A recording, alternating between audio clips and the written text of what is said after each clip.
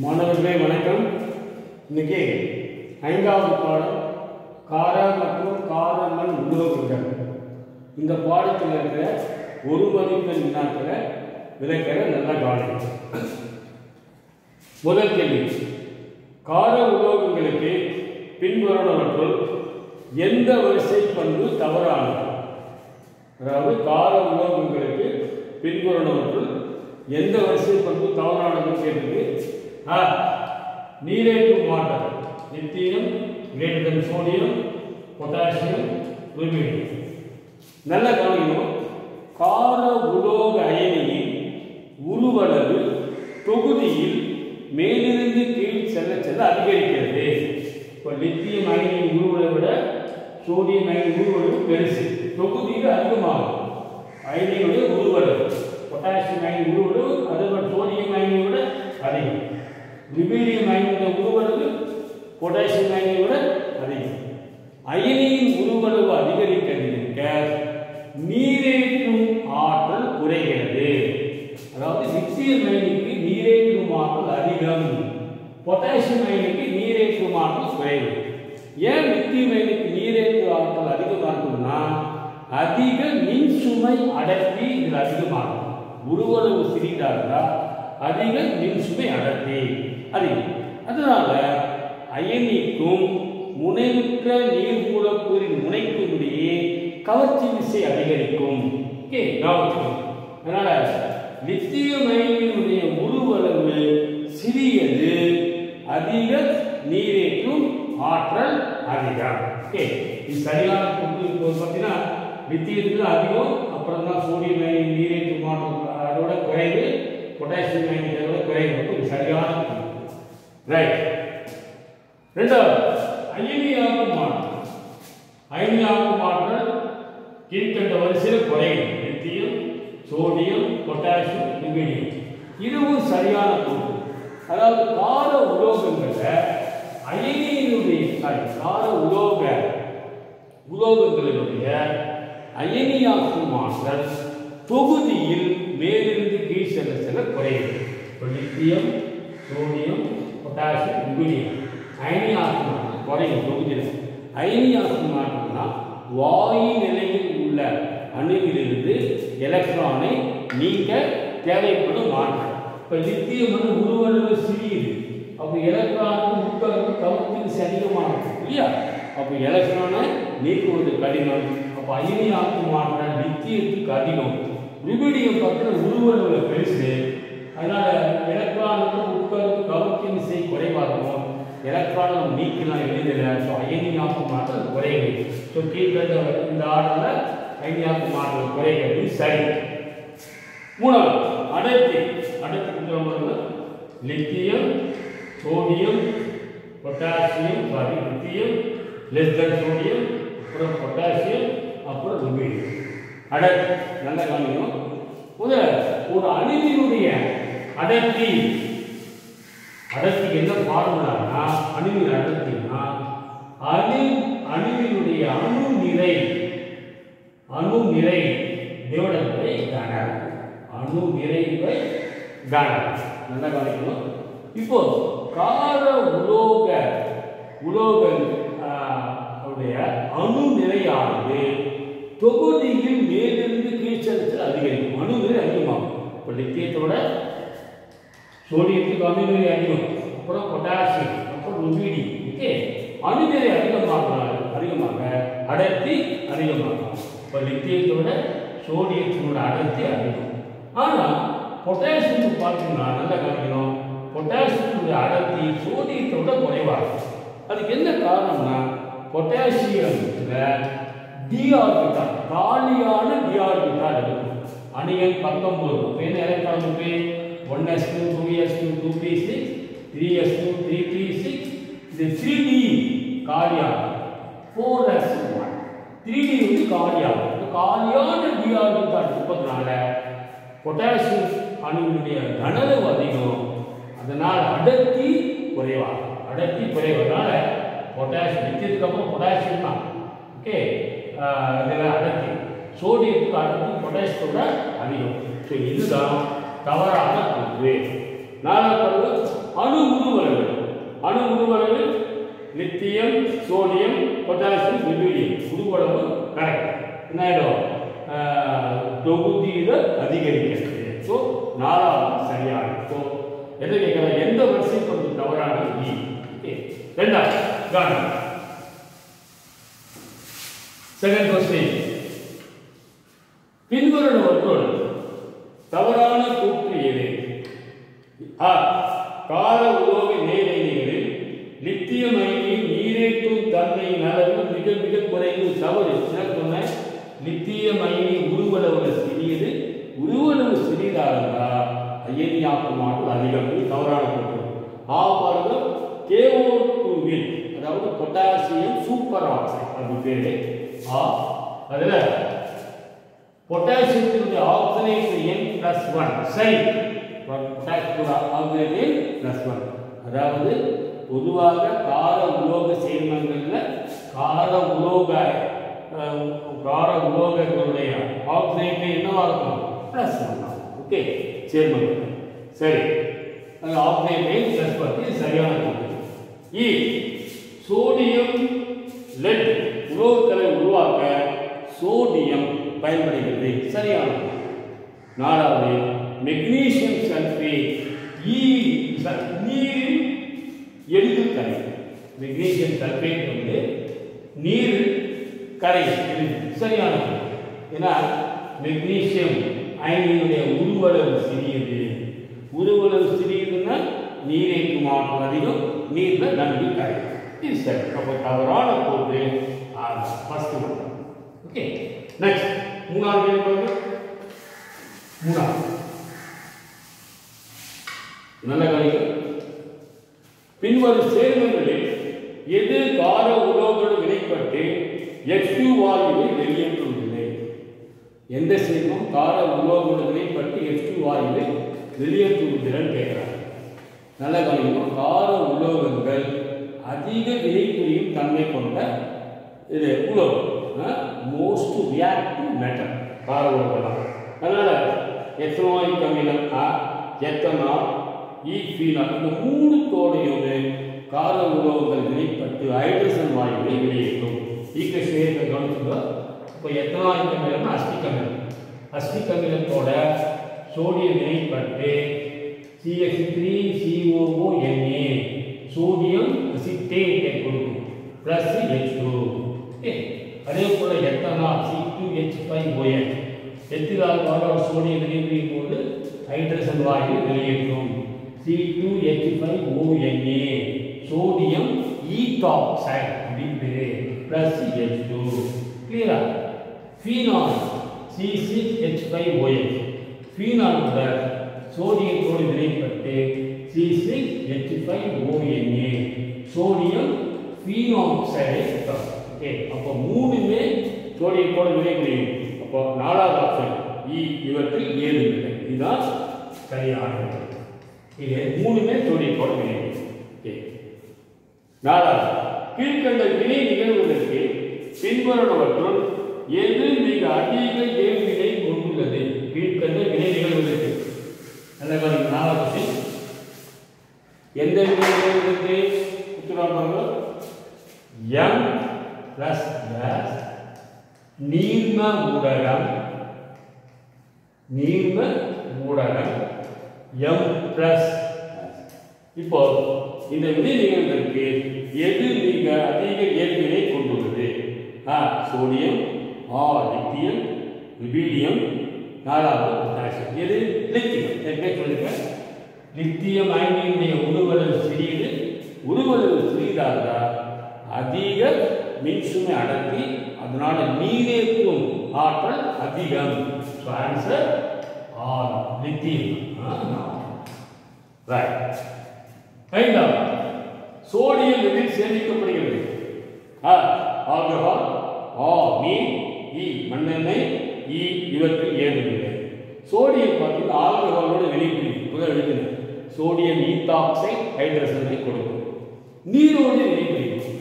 Sodium நீர் H2O அவ்வளவு வினைப்பட்டு hydrogen வாயுவை வெளியேற்றும் சோடியம் ஹைட்ராக்சைடு உண்டாகும். சோடியம் நீரோடு வினைப்பட்டு sodium hydroxide plus H2. Okay, H2 இருக்குல்ல, இங்க ஒரு H இருக்குது, யாரோ எல்லாத்தையும் ரெண்டாவது இந்த வினை நிகழும். சரியா? அப்போ சோடியம் வந்து நீரோட வினைபுரியும், அதனால நீர் சேமிக்க முடியாது. ஆல்கஹாலோட வினைபுரியும், அதனால ஆல்கஹாலை நம்ம சேமித்து வைக்க முடியாது. மண்ணெண்ணெய் தான் சோடியத்தை நம்ம சேமிக்கிறோம். ஓகே, இதற்கு ஏதுமுறை தவறு. அப்போ அஞ்சாவது ஆன்சர் என்ன? மண்ணெண்ணெய். மூணாவது நெக்ஸ்ட் ஆறாவது RbO2 சேர்மா. RbO2 rubidium super oxide. RbO2 rubidium super oxide. நல்லா கவனிக்கணும். அந்த ஆன்சர் இதான். ஃபர்ஸ்ட் ஆன்சர் சொல்லுவாங்க சூப்பர் ஆக்சைடு மற்றும் பேராகாந்த தன்மை. நல்லா கவனிக்கணும். இந்த Ruby super oxide O2 minus அயனி, சூப்பர் ஆக்சைடு அயனி என்ன இருக்கும்? சூப்பர் ஆக்சைடு அயனி இருக்கும்.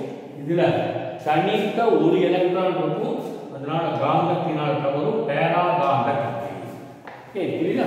ருபீடியம் சூப்பர் ஆக்சைடு பேராகாந்த தன்மை. ஓகே, மற்றெல்லாம் கிடையாது.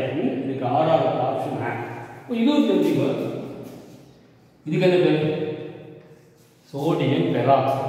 பெராக்சைடுல O2 2 மைனஸ் அயனி, பெராக்சைடு அயனி இருக்கும். என்ன இருக்கும்? பெராக்சைடு அயனி இருக்கும். இதுல தனித்த எலக்ட்ரான் இருக்காது, இதனால இது தயாகாந்த தன்மை, காந்தத்தினால் கவரப்படுகிறது. ஏழாவது தவறான கூற்றை கண்டறியும். கரிம பண்பறி பகுப்பாய்வில் உலோக சோடியம் பயன்படுகிறது. சரி, கரிம பண்பறி பகுப்பாய்வில் நைட்ரசன், கந்தகம், ஹாலஜன் கனிமங்கள் இருப்பதை கண்டுபிடிப்பதற்கு நம்ம சோடியத்தை பயன்படுத்துகிறோம். அந்த சோதனைக்கு பேர் லாசிக் சோதனை பேர். சோடியம் கார்பனேட் நீரில் கரையக்கூடியது. இது கனிம பண்பறி பகுப்பாய்வில் பயன்படுகிறது. சரி, சோடியம் கார்பனேட் தண்ணீரில் கரையும். இதே கனிம பண்பறி பகுப்பாய்வில் அமில மூலங்களை, உப்பில் உள்ள அமில மூலங்களை கண்டுபிடிக்கிறதுக்கு பயன்படுத்துகிறோம். உப்புல சல்பேட், குளோரைட், நைட்ரேட் இந்த அமில மூலங்கள்லாம் இருந்தால் இதை கண்டுபிடிக்கிறதுக்கு சோடியம் கார்பனேட்டை சோடியம் கார்பனேட்டாக சாராக மாற்றி கண்டுபிடிப்பாங்க. ஓகே, அது கண்டுபிடிக்கும். மூணாவது சால்வே முறையில் பொட்டாசியம் கார்பனேட்டை தயாரிக்க முடியும். மூணாவது இது தவறு. சால்வே முறையில் சோடியம் கார்பனேட்டை தயாரிக்க முடியும், பொட்டாசியம் கார்பனேட்டை தயாரிக்க முடியாது. நீங்கள் 5 மார்க்ல கேட்கலாம், சால்வே முறையில் எவ்வாறு சோடியம் கார்பனேட் தயாரிப்பாங்க சொல்லிட கவனிக்கணும். அதாவது அமோனியா, கார்பன் டை ஆக்சைடு, நீர் இதோட வினைப்பட்டு அமோனியம் கார்பனேட் உண்டாகும். NH4 twice CO3. ஓகே, இந்த அமோனியம் கார்பனேட் கரைசலுடன் மேலும் கார்பன் டை ஆக்சைடை செலுத்தினால், மேலும் கார்பன் டை ஆக்சைடு செலுத்தினால் அமோனியம் பைகார்பனேட், இன்னொன்றாகும் அமோனியம் பைகார்பனேட், அமோனியம் இருக்குல்ல இங்க இருக்கு.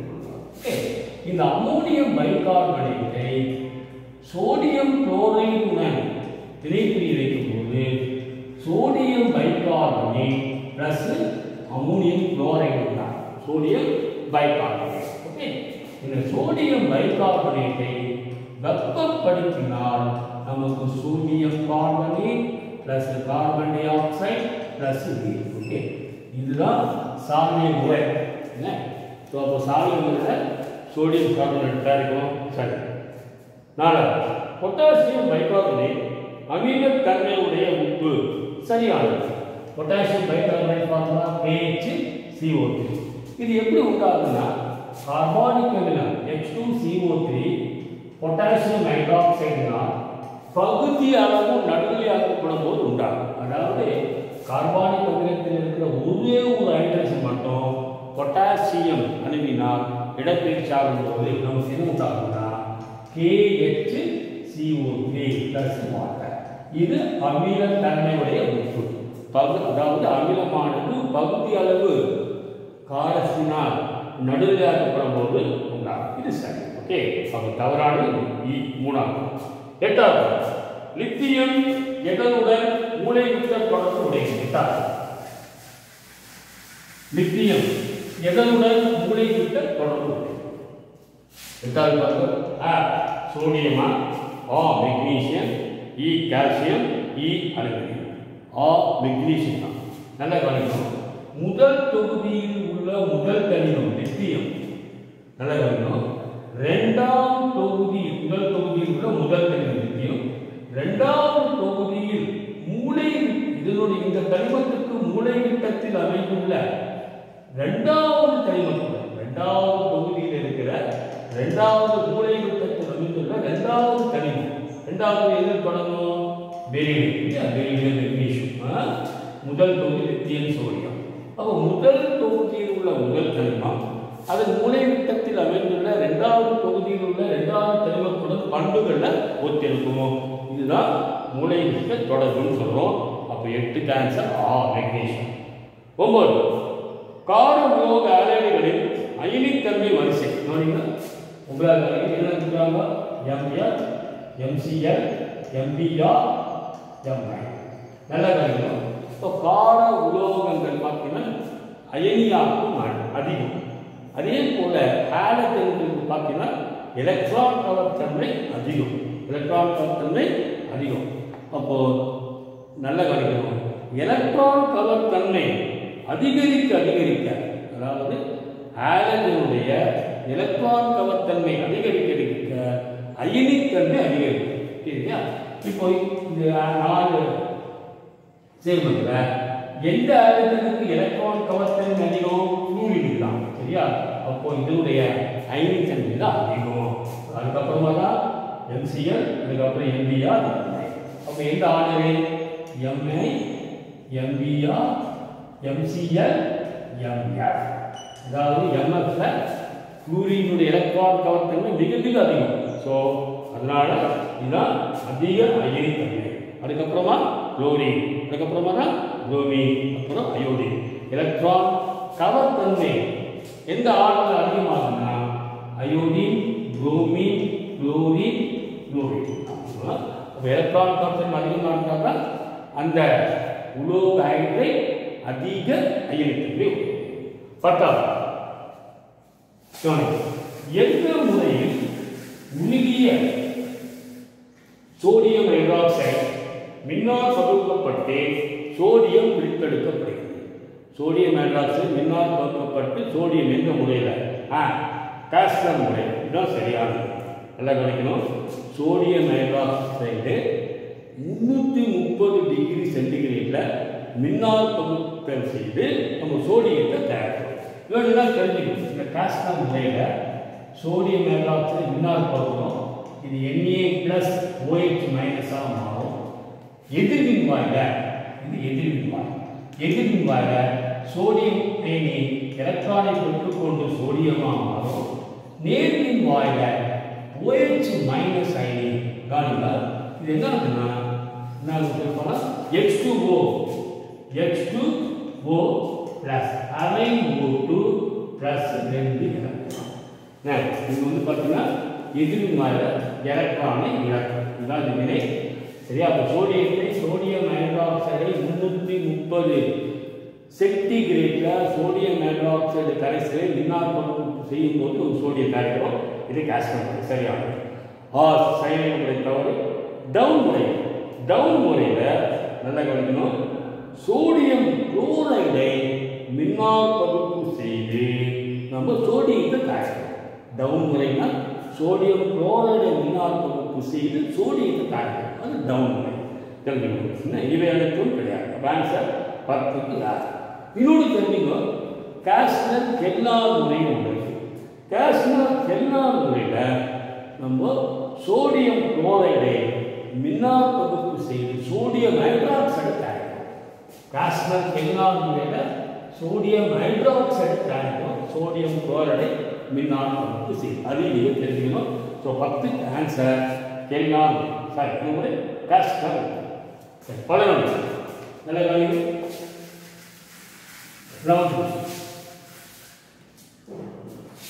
நைட்ரஜன் கால்சியம் கார்பைடுடன் வினை புரிந்து கிடைக்கும் வினை பொருள். நல்ல கவனிக்கணும்.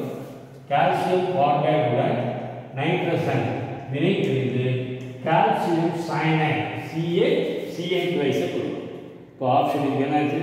A CaCN3, B CaN2, E CaCN2, E CaCN3. மூணாவது E. நெக்ஸ்ட் 12.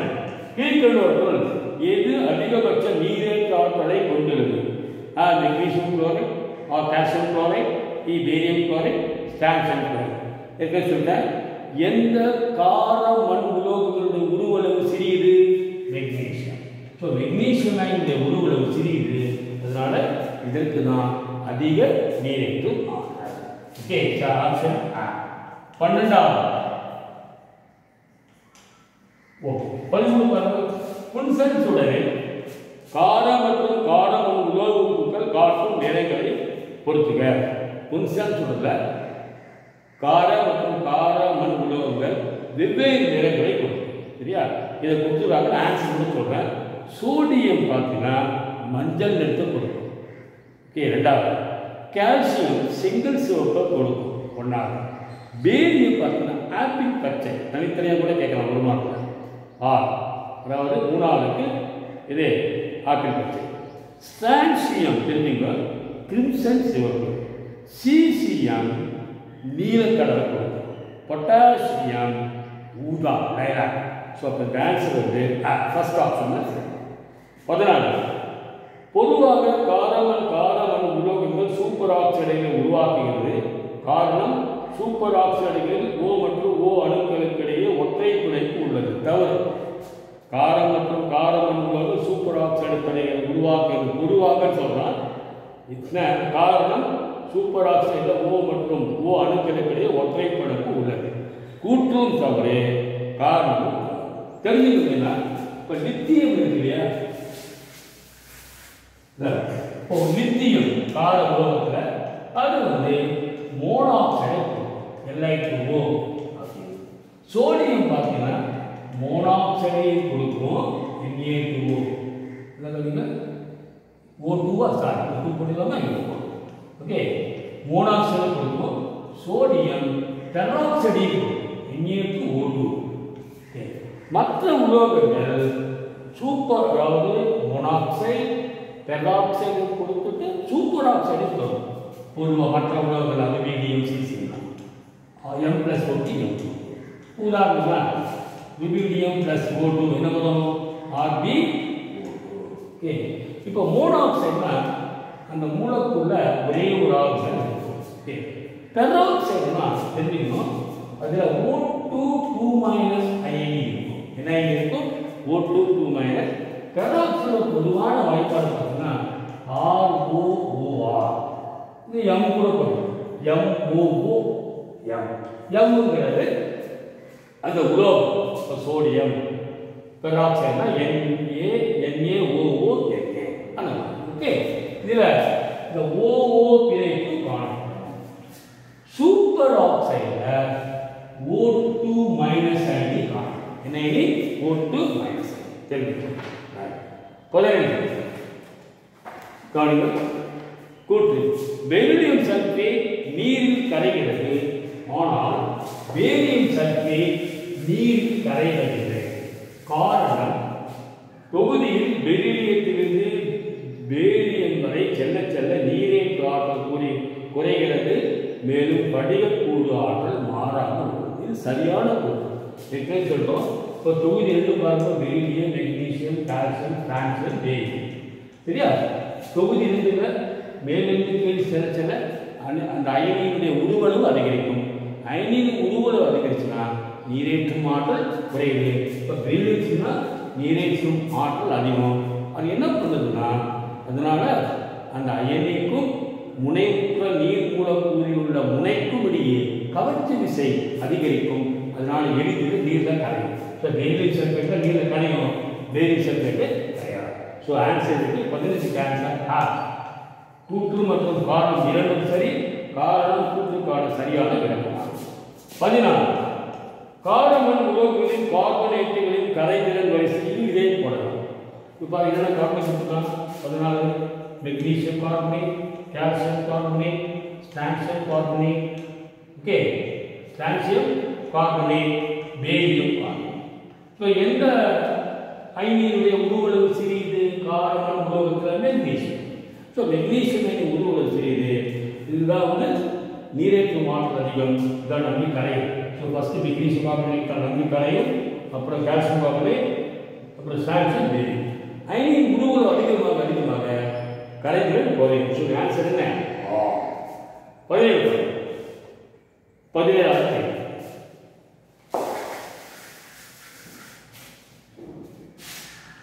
பெரிலியத்தை பொறுத்து பின்வரும் கூற்றுகளை தவறானது எது கேட்கலாம். நைட்ரிக் அமிலம் இதை செயலற்றதாக்குகிறது. இது சரியான கூற்று. பெரிலியத்தை நைட்ரிக் அமிலம் செயலற்றதாக்குகிறது. Be2C பெரிலியம் கார்பைடை உருவாக்குகிறது. சரியான கூற்று. இது உப்புக்கள் அரிதாக நீரால் கோர்க்கப்படுகிறது. தவறு. என்ன சொல்றேன்?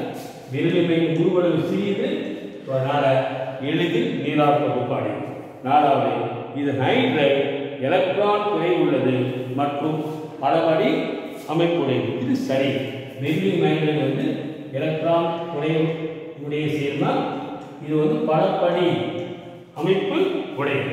இந்த மாதிரி. ஓகே. நெக்ஸ்ட் 17. நீரில் இட்ட நீர்த்த சுண்ணாம்பின் தொங்கல் கரைசல் டேஷ். நீர்த்த சுண்ணாம்பின் தொங்கல் கரைசல். சுண்ணாம்பு டி, சுத்த சுண்ணாம்பு, சுண்ணாம்பு பால், நீர்த்த சுண்ணாம்பு கரைசல். சுண்ணாம்பு பால்னு சொல்றோம். நீர் விட்ட நீர்த்த சுண்ணாம்பின் தொங்கல் கரைசல் சுண்ணாம்பு பால். 19 பாருங்க. 19வது, ஒரு நிறமற்ற திண்மம் A வெப்பப்படுத்தும் போது கார்பன் டை ஆக்சைடு வெளிவருகிறது மற்றும் நீரில் கரையும் வெந்நீர வீழ்படிவை தருகிறது. வெப்பப்படுத்தும் போது கார்பன் டை ஆக்சைடு படுது, நீரில் கரையிற வெந்நீர வீழ்படிவை தருகிறது. அந்த வீழ்படிவும் நீர்த்த எக்ஸைடோட வெளிப்படுத்தி கார்பன் டை ஆக்சைடு தருகிறது. அப்படின்னா என்னன்னு எது திண்ம பொருள் கேட்கலாம். இப்போ ஏ பாருங்க, தெரிஞ்சுக்கணும். Sodium carbonate. இதை வெப்பப்படுத்தினா சோடியம் என்ன கிடைக்கும் பாருங்க? சோடியம் ஆக்சைடு வருமா? கார்பன்.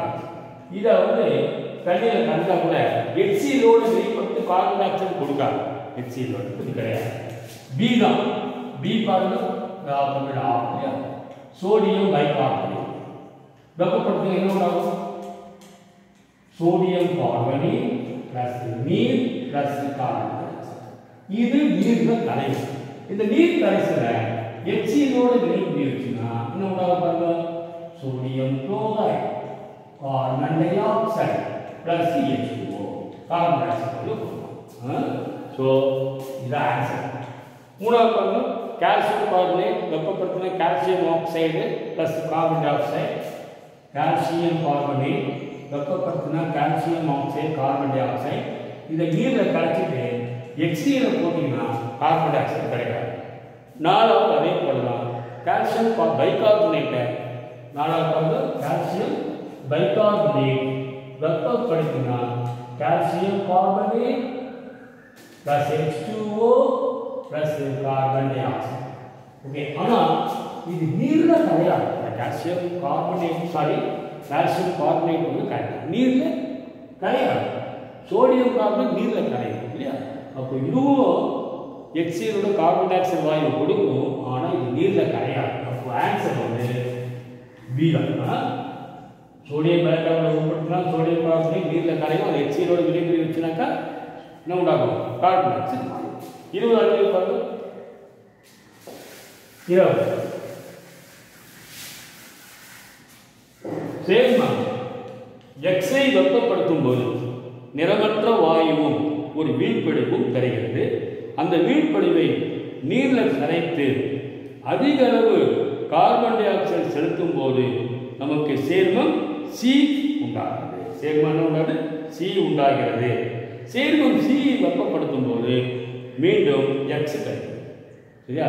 இது கால்சியம் ஏ வந்து calcium carbonate, B calcium hydroxide, sodium carbonate, sodium bicarbonate. இதுக்கு ஆன்சர் வந்து கால்சியம் கார்பனேட் தான். நல்ல கவனிங்க.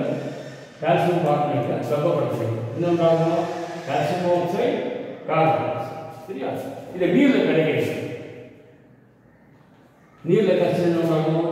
Calcium hydroxide. இந்த கால்சியம் ஹைட்ராக்சைடு உடன் கார்பன் டை ஆக்சைடை சேர்த்து என்னன்னா கால்சியம் பைகார்பனேட். என்னடாகும்? Calcium bicarbonate. இந்த தூளுமா ஓகே சிறப்பு என்பது கரெக்ட். இந்த கால்சியம் பைகார்பனேட்டை சிறப்பு தெரியா? கால்சியம் பைகார்பனேட்டை மீண்டும் வெப்பப்படுத்தினா நமக்கு calcium carbonate, carbon dioxide plus நீர். இது ஆன்சர் சொல்லுங்க. Calcium carbonate option R. குட்டி முதல் தப்பான எழுதலாம். இது ஆன்சர் கால்சியம் கார்பனேட். 21 பாருங்க. பின்வரும் கூற்றுகளில் தவறான எது? சீரான இதய துடிப்பை பராமரிப்பதில் கால்சியம் அயனிகளின் பங்களிப்பு ஏதுமில்லை. தவறு. சீரான இதய துடிப்பை பராமரிப்பதில் கால்சியம் அயனிகள் பங்களிக்கிறது. பி, தாவரங்களின் பச்சையத்தில் Mg2+ அயனிகள் முக்கியமானவை. சரி. Mg2+ எங்க இருக்குது? பச்சையத்தில் இல்லையா? குளோரோஃபில் இல்லையா? குளோரோஃபில் இருக்குது. ஒளிச்சேர்க்கைக்கு Mg2+ அயனிகள் ATP மூலக்கூறுகளின் அணைவுகளை உருவாக்கும். சரி. கால்சியம் அயனிகள் இரத்தம் உடைதலில் முக்கியமானவை. இதுவும் சரி. இப்போ தவறான கூற்று ஆனால் சீரான இதய துடிப்பை பராமரிப்பதில் கால்சியம் அயனிகள் பங்களிப்பு ஏதுமில்லை. தவறு. 22 பின்வரும் சேர்மங்களில் எதற்கு ப்ளூ ஜான் என்று பெயர் வழங்கப்பட்டுள்ளது? ஆ CH2, CF2, E Ca3PO4, D CaO. இது ப்ளூ ஜான். Calcium chloride. ஆமாம், கால்சியம் குளோரைடு. இது வந்து ஒரு விலை மதிப்பற்ற விலை மதிப்பு சொல்ற விலை மதிப்புடைய கனிமம். விலை மதிப்புடைய கனிமம் கால்சியம் குளோரைடு. நாம் சொன்னோம். இதை பார்த்தீங்கன்னா பட்டையான என்னன்னு சொன்னாக்கா பட்டையான ஊதா மற்றும் மஞ்சள் நிற வரிகள் காணப்படும். பிரீசியஸ் விலை மதிப்புடைய கனிமம். ஓகே, இல்லை அபூர்வ சொல்லுமா? அபூர்வ தன்மை கொண்ட கனிமம். 23 ஜிப்சத்தின் வாய்ப்பாடு தெரியும். CaSO4 2H2O, CaSO4H2O, E CaSO4 3CaSO4H2O, D 2CaSO4 2H2O. ஜிப்சத்தின் வாய்ப்பாடு என்னன்னா CaSO4 2H2O தான். Calcium sulphate dihydrate gypsum. B CaSO4 H2O. இதுக்கு பேரு calcium sulphate hemihydrate. Plaster of Paris ample.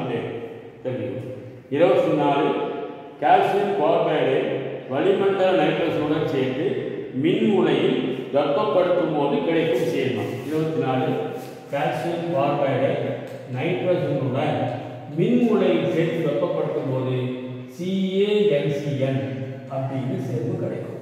Calcium cyanide அல்லது நைட்ராலின் அப்படின்னு பேரு.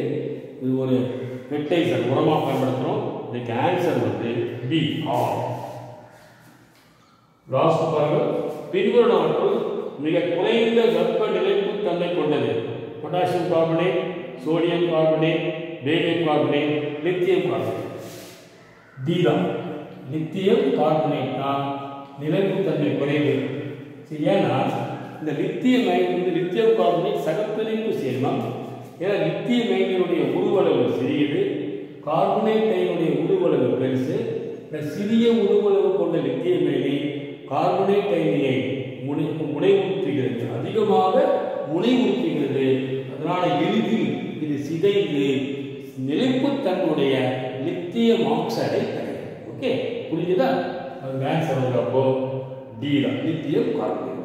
தேங்க்யூ.